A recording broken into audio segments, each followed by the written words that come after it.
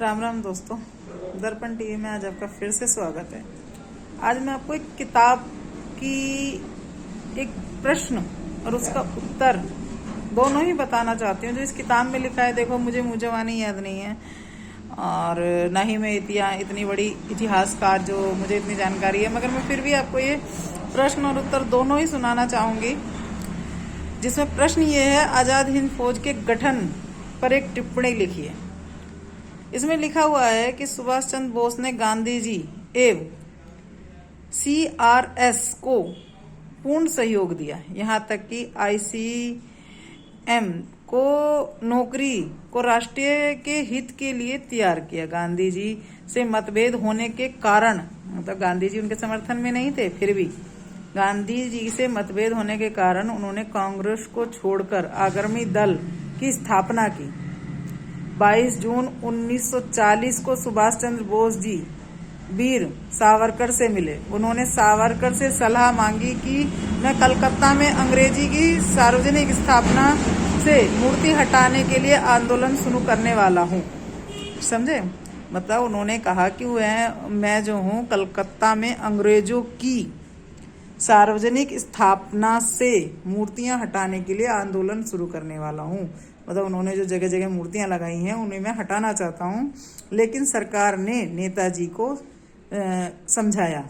लेकिन सावरकर जी ने नेताजी को समझाया। सावरकर की बातों से प्रभावित होकर देश की एक दस्ता की जंजीरों को तोड़ने के उद्देश्य से सुभाष चंद्र बोस 26 जनवरी 1941 को रात्रि के 8 बजे पहरेदारों की नजर में धूल झोंककर पठान के वेश में अपने मकान से बाहर निकल गए और कलकत्ता से पेशावर पहुंचे।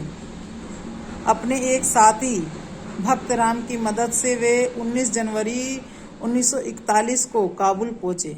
काबुल से वे जर्मन पहुंचे। वहां हिटलर ने उनका दिल खोलकर स्वागत किया और उन्होंने हर प्रकार की सहायता देने का वचन दिया। हिटलर ने उन्होंने 1942 ईस्वी में अपनी योजना को कार्य रूप दिया और लगभग 3000 सैनिकों की एक इंडियन लीजन स्थापित की। मतलब वहां पे जितने भी इंडिया के बंदे थे, जितने भी इंडिया के लोगों थे, उनको एकत्रित करके इंडियन लीज की स्थापना की। उन्होंने महसूस किया कि देश को पूर्ण मार्ग से आजाद करने के लिए दक्षिण पूर्व एशिया से भी इसी प्रकार की एक शक्ति सेना का गठन किया जाए, मतलब जिससे देश चारों तरफ से सुरक्षित हो जाए। उन्होंने इस उद्देश्य की पूर्ति के लिए वे जापान चले गए। उन दिनों भारत के प्रसिद्ध क्रांतिकारी राम बिहारी बोस जापान में क्रांतिकारी गतिविधियों में लगे हुए थे। उन्होंने 28 मार्च 1942 को टोक्यो में माया से वर्मा तक रहने वाले सभी भारतीय नेताओं को एक साथ सम्मेलन बुलाया। मतलब सारे नेता इकट्ठित किए जितने भी भारतीय थे जर्मन में। ये देखो, वहां तक वो पहुंचे अपने देश के लिए।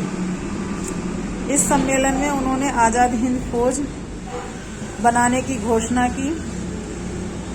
रास बिहारी बोस ने जापान सरकार से इस भारतीय स्वतंत्रता लीग की सहायता करने की प्रार्थना की और सरकार ने स्वीकार कर ली। इस प्रकार आजाद हिंद फौज का गठन हुआ।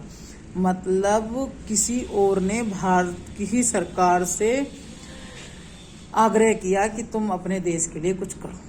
अब आप मुझे एक भी ऐसी कथा बता दो जिसके लिए और किसी नेताओं ने, जो सुभाष चंद्र बोस हैं, भगत सिंह जी हैं, इन लोगों के सिवाय किसी ने भी इस तरीके का कोई भी एक समर्थन किया हो। मैंने देखो किताब पढ़ी, क्योंकि मुझे इतनी जानकारी नहीं है, मगर मुझे किताब पढ़ के भी ये बहुत अच्छा लगा। अगर आपको किसी को भी इसके बारे में कुछ अलग लगता हो तो ज़रूर बताना। अगर मेरे कुछ बोलने में दिक्कत होगी, वो मुझे कुछ नहीं पता, क्योंकि मैं किताब पढ़ रही हूँ। ठीक है, और बस जो भी इस तरीके का हो आप मुझे बताइए। धन्यवाद।